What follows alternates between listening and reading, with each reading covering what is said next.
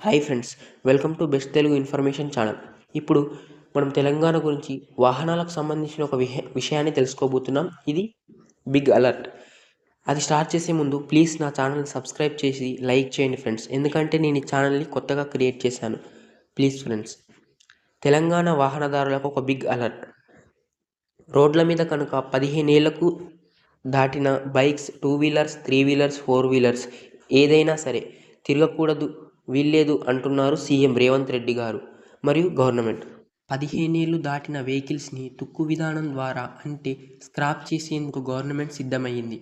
Scrap కేంద్రం రంగారెడ్డి జిల్లా షాబాద్ మండలంలో ఒకటి మరియు సిద్దిపేట జిల్లా వర్గల్ సమీపంలో మరొకటి ఏర్పాటు చేస్తామన్నది గవర్నమెంట్. ఒకవేళ 15 ఏళ్లు దాటిన బైక్ వాటి కండిషన్ బాగున్నట్టయితే 5 ఏళ్లకు సరిపడా గ్రీన్ ట్యాక్స్ చెల్లించి అంటే 5,000 రూపాయలు చెల్లించి 5 సంవత్సరాలు నడుపుకోవచ్చు.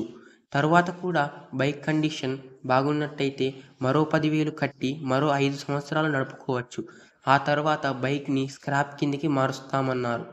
అలాగే ఆర్టీసీ బస్సులు మరియు మున్సిపల్ కార్పొరేషన్కి చెందిన వయసైపోయిన వాహనాలు కూడా స్క్రాప్ చేయాల్సిందని ప్రభుత్వం డిసైడ్ అయ్యింది.